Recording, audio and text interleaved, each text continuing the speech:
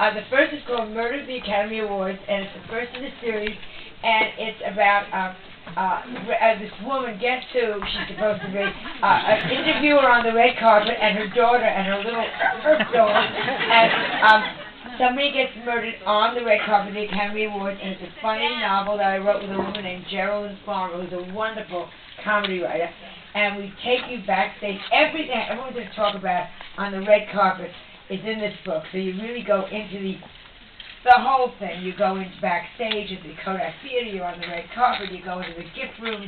I took them to all the places that we see that nobody else sees, and a really inside story of show business, and it's a great murder besides, and it's funny. So that's the one.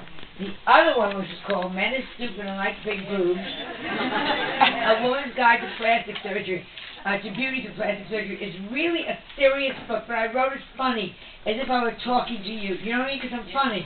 So, so it'd be like a friend will call me up and say, tell me about a nose job. Well, I'll tell her in a funny way, but I'll tell her. So we interviewed, again, with another wonderful researcher, Valerie Franco. We interviewed 25 plastic surgeons. They are so boring, these days.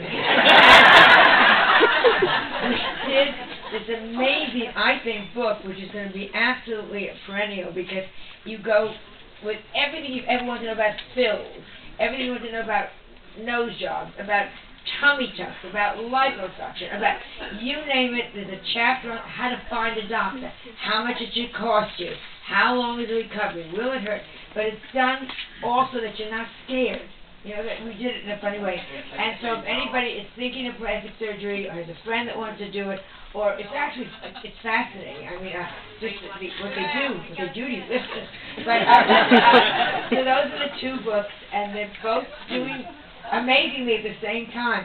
And I wrote them together at the same time because I get tired of really concentrating on plastic surgery, because every word you want to be right, you know? You don't want to say the wrong thing about anything, because you want it to be so accurate, so careful, and also funny. When I was exhausted with that, I would go over to the Murder at the Academy Awards and just be as vicious and bitchy and George Clooney. So both one, it was wonderful to write them together, because one complemented the other in the sense that I could do them, and one was a relief from the other. So that was it.